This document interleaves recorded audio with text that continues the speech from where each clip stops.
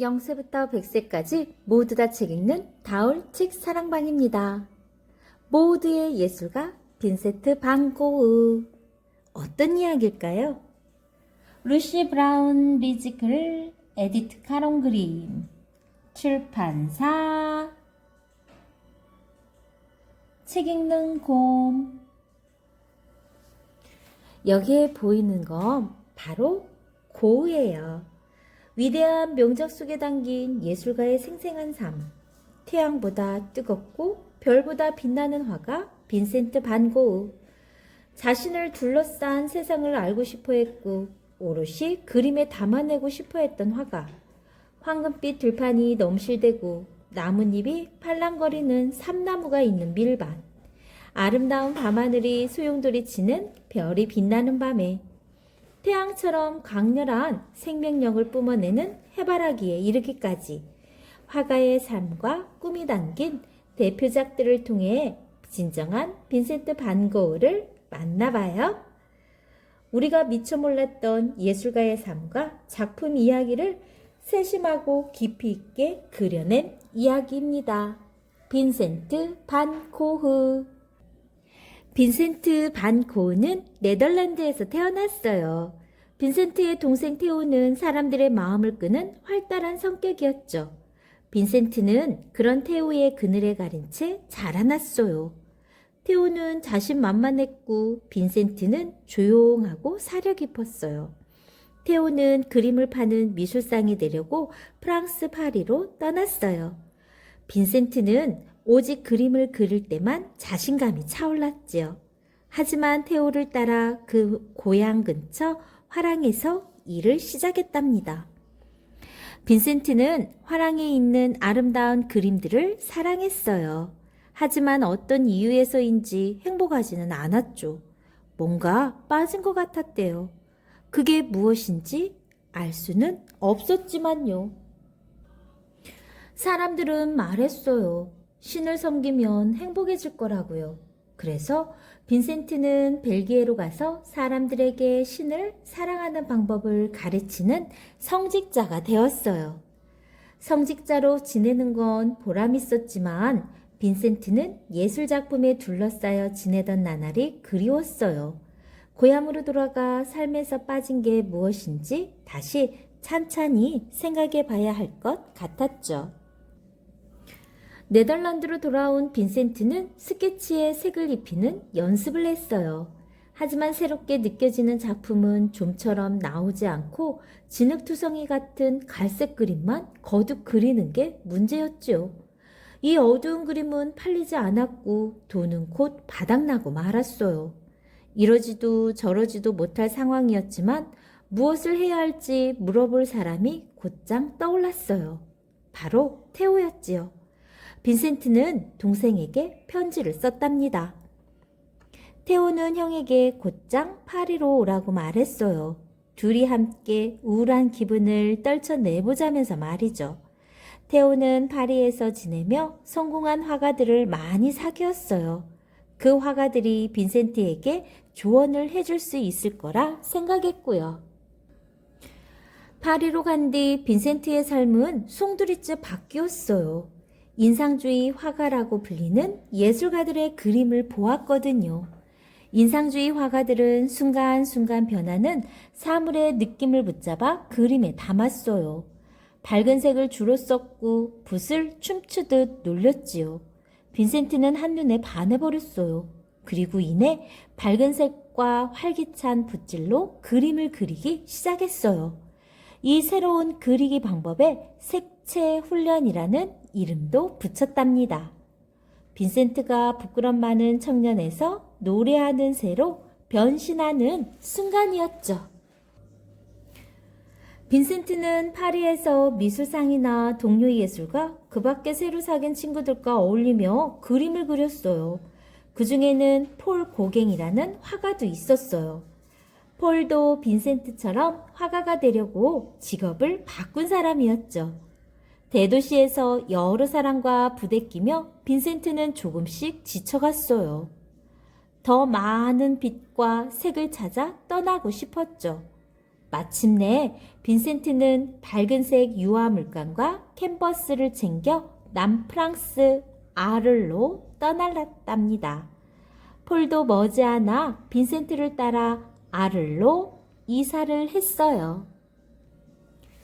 두 친구는 아를에 있는 노란 집에서 함께 지냈어요. 처음에 둘은 무척 행복했어요. 빈센트는 노란 집과 침실 그리고 눈에 보이는 모든 걸 그림으로 남겼어요. 하지만 어느 날부터 빈센트가 종잡을 수 없는 행동을 하기 시작했어요. 그림도 점점 광기에 휩싸여 갔죠. 빈센트는 미친 듯이 그림을 그렸어요. 고작 몇 년 사이에 2000점에 가까운 그림을 완성할 정도로 말이에요.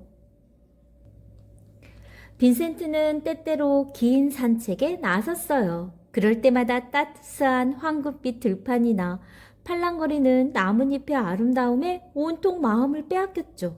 그리고 자신을 둘러싼 세계를 충분히 알지 못한다는 느낌, 충분히 빨리 그리지 못한다는 느낌에 사로잡혔어요.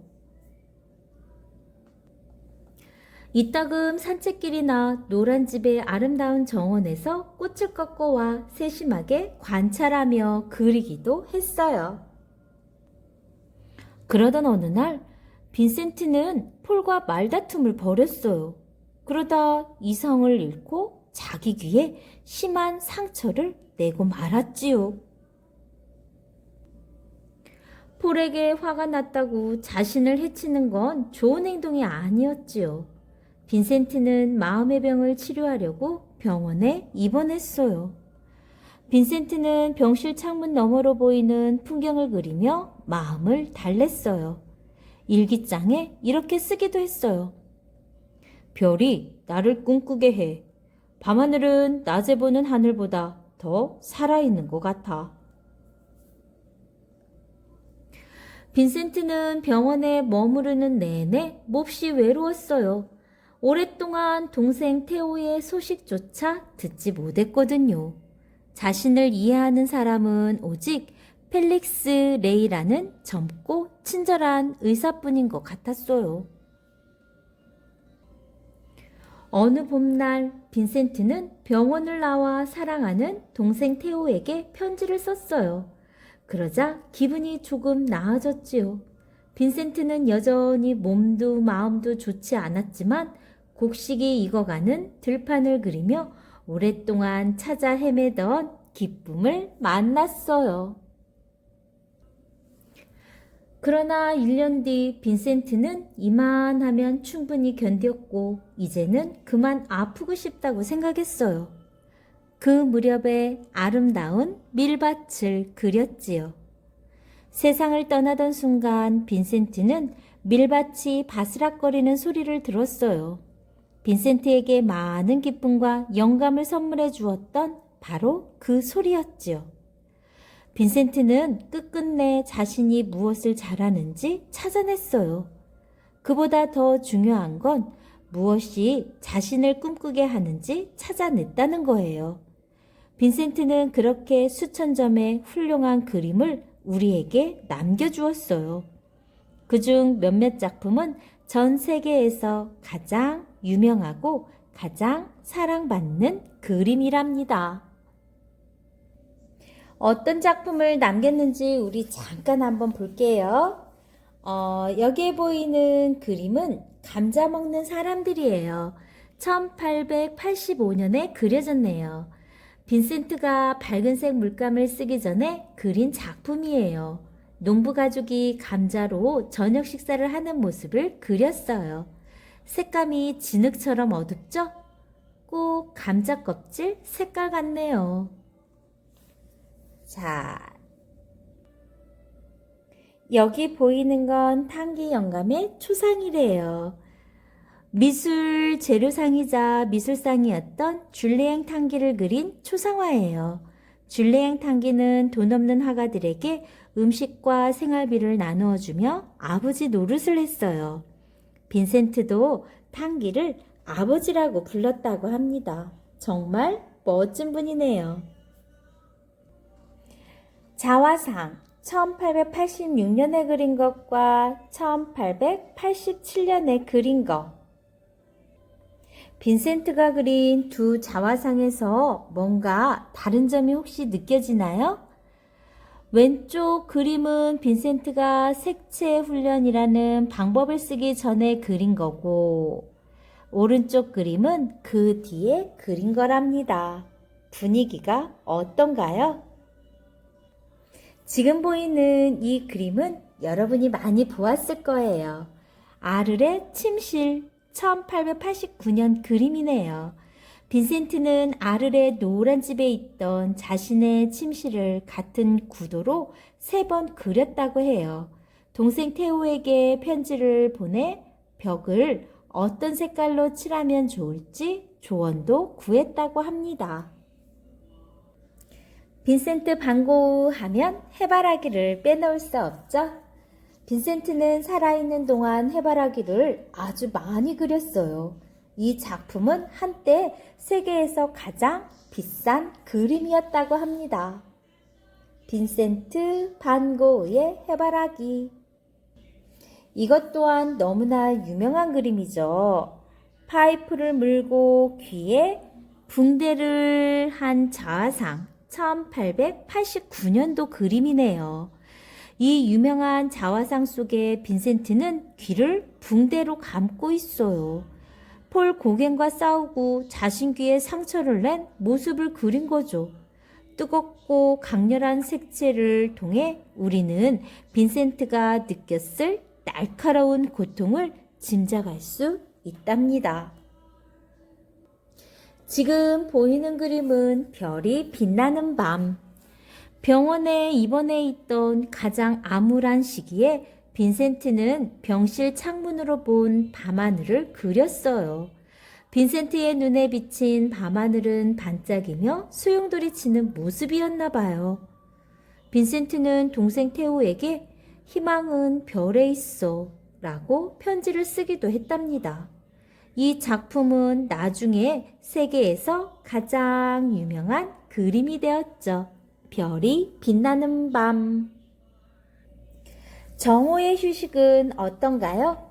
빈센트가 가장 존경했던 화가 밀레의 그림을 따라 그린 작품이래요. 대신 자신만의 특별한 색채를 더했죠.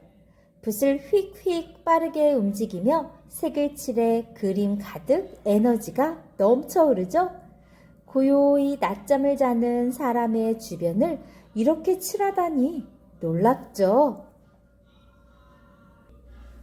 다음 그림은 까마귀 나는 밀밭이에요. 1890년에 그렸네요. 빈센트가 죽음을 앞두고 그린 그림이에요. 노란색 물감으로 가늘고 뾰족하게 칠한 부분이 마치 곡식을 거두고 난 뒤에 남은 구루터기 같아요. 어떤가요? 여러분들 그림, 반 고흐의 그림을 우리 감상해 보았어요. 선생님도 몇 년 전에 삼나무가 있는 밀밭, 그리고 아까 교회가 나왔었죠? 빈센트 반 고흐가 묵었던 집도 가보았고, 그리고 빈센트 반 고흐가 묻혔던 무덤도 가보았는데요. 여기에 나와 있는 풍경들을 빈센트 반 고흐는 아주 강렬한 색채감으로 그림을 그렸어요. 태양보다 뜨겁고 별보다 빛나는 화가 빈센트 반 고흐. 여러분들은 그림을 보면서 어떤 생각이 드나요? 여러분들도 그릴 수 있다고요? 맞아요. 여러분들도 평상시에 한 편 한 편 그림을 그리다 보면 아마 어쩌면 고흐보다도 더 멋진 그림을 그릴 수 있을 거예요. 여러분들도 한번 도전해 보세요. 좋아요, 구독 꾹 눌러주시면 계속해서 함께 할 수 있어요. 감사합니다.